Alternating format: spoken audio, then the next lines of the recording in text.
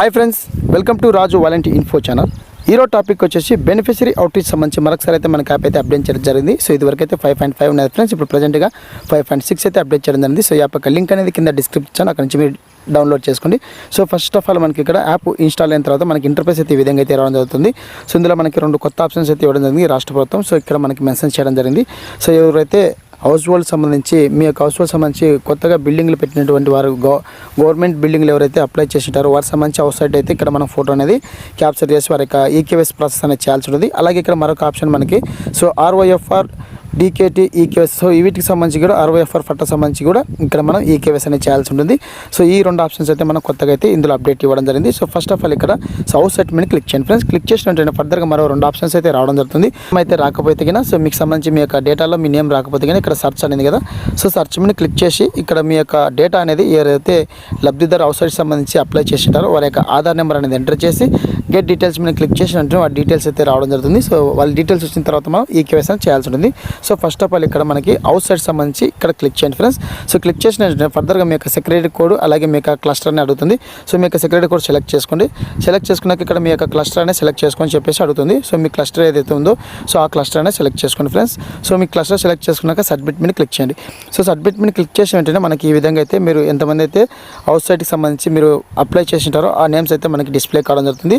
So ఇక్కడ చూడండి friends, ఈ నేమ్ మీద ఒకసారి క్లిక్ చేయండి. సో క్లిక్ చేసిన వెంటనే సో ఇక్కడ మనకి అప్లికేట్ యొక్క నేము, సో వారి యొక్క ఆధార్ నెంబరు, సో వారి యొక్క అప్లికేట్ యొక్క నెంబరు, సరిగ్గా హౌస్ హోల్డ్ డేటా సంబంధించి సో మనకి ఇక్కడ బెనిఫిషరీ స్టేటస్ అనేది ఇక్కడ సో ఈ పర్సన్ లైవ్ ఉంటే కన్నా మనం సో ఈ పర్సన్ వచ్చేసి మనకు లైవ్ ఉంటే కన్నా సో మనం ఈకేవైసీ అనేది చేయాల్సి ఉంటుంది. అలాగే మనకి హౌస్ సైట్ సంబంధించి ఈకేవైసీ ఎవరికి చేయాలని చెప్పేసి కూడా ఇక్కడ మీ నేమ్ అయితే రావడం జరుగుతుంది. సో మనకి ఇక్కడ చూడండి ఫ్రెండ్స్, అలాగే ఇంటి పట్టా, సో మీకు ఏదైతే ఇంటి పట్టా మంజూరు చేసింటారో సో ఆ పట్టా అనేది తీసుకొని ఇక్కడ సో ఫోటో అనేది అప్లోడ్ చేయాల్సి ఉంటుంది. లబ్ధిదారులు ఎవరైతే ఉన్నారో ఇంటి పట్టా పట్టుకొని దరఖాస్తుదారు యొక్క ఫోటో అనేది తీయవలసి ఉంటుంది. ఈ విధంగా మనకి ఇందులో ఈ అప్డేట్ అయితే ఇవ్వడం జరిగింది.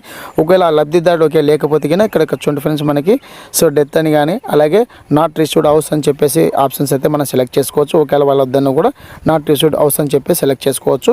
సో ఒకవేళ వాళ్ళకి కావాలంటే కన్నా లైవ్ అని సెలెక్ట్ చేసి వాళ్ళకి ఈకేవైసీ అనేది వాళ్ళ యొక్క ఇంటి పట్టా ఏదైతే ఉందో సో ఆ పట్టాను మనం ఏదైతే సెలెక్ట్ చేసుకొని సో చూడండి ఫ్రెండ్స్, ఇంటి పట్టా అనే వాళ్ళు లబ్ధిదారులు ఎవరైతే ఉన్నారో వారి యొక్క ఇంటి పట్టా తీసుకొని ఇక్కడ మనం ఫోటో అనేది తీయాల్సి, ఫోటో అనేది చేసి వారి యొక్క ఫోటో అనేది క్యాప్చర్ చేయాల్సి ఉంటుంది ఫ్రెండ్స్.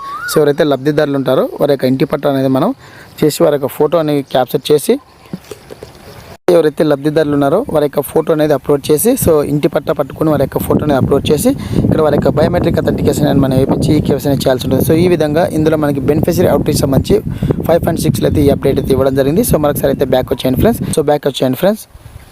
సో ఇక్కడ మరొక ఆప్షన్ అయితే మనకి ఇవ్వడం జరిగింది కదా, so ROFR and DPT for DKT eKYC అని చెప్పేసి వీరికి సంబంధించి కూడా మనం ఈకేవైసీ అనేది చేయాల్సి ఉంటుంది. సో ఈ విధంగా మనకి ఆప్షన్ మీద క్లిక్ చేసినట్టే మరో 2 ఆప్షన్స్ అయితే రావడం జరుగుతుంది.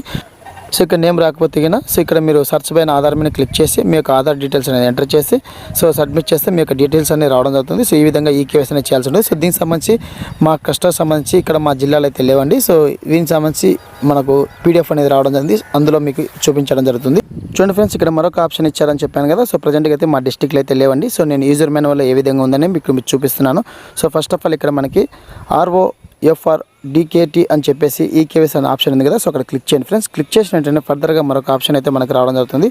సో ఈ విధంగా 2 ఆప్షన్స్ అయితే రావడం జరుగుతుంది. సో చూడండి ఫ్రెండ్స్, ఇక్కడ మనకి 2 ఆప్షన్స్ అయితే రావడం జరుగుతుంది. సో ఆర్ఓఎఫ్ఆర్ డీకేటీ అని చెప్పేసి ఈకేవైసీ డేటా అలాగే సర్చ్ బై అని చెప్పేసి ఒకవేళ ఇక్కడ మీకు నేమ్స్ రాకపోతే కానీ ఇక్కడ మీ యొక్క ఆధార్ ద్వారా మీ యొక్క ఆధార్ నెంబర్ అనేది ఎంటర్ చేసి సో డీటెయిల్స్ అనేది రావడం జరుగుతుంది. సో వారికి ఈకేవైసీ అనేది చేయాల్సి ఉంటుంది. సో అలాగే ఇక్కడ మనకి క్లిక్ చేసిన వెంటనే సో ఈ ఆప్షన్ మీద క్లిక్ చేసిన వెంటనే సో మరొక వెబ్ పేజ్లో వాళ్ళ డీటెయిల్స్ అయితే మనకి ఈ విధంగా అయితే ఓపెన్ అవ్వడం జరుగుతుంది. సో చూడండి ఫ్రెండ్స్, ఇక్కడ మీ యొక్క సెక్యూరిటీ కోడ్ అలాగే మీ యొక్క క్లస్టర్ అని సెలెక్ట్ చేసుకొని చెప్పేసి అడుగుతుంది. సెలెక్ట్ చేసుకున్న వెంటనే ఇక్కడ మనకి సబ్మిట్ మీద క్లిక్ చేయాలి. సో సబ్మిట్ మీద క్లిక్ చేసిన వెంటనే వీటికి సంబంధించి డేటా మొత్తం మీ యొక్క క్లస్టర్లో ఎంతమంది అయితే ఉన్నారో సో వారికి సంబంధించి నేమ్స్ అయితే ఈ విధంగా అయితే డిస్ప్లే కావడం జరుగుతుంది. సో ఇక్కడ ఒక నేమ్ అనేది సెలెక్ట్ చేసుకోండి. చేసిన వెంటనే ఫర్దర్గా మనకి ఈ విధంగా అయితే డీటెయిల్స్ అయితే రావడం జరుగుతుంది. సో వారి యొక్క డీటెయిల్స్ మొత్తం మనకి ఈ విధంగా అయితే రావడం జరుగుతుంది.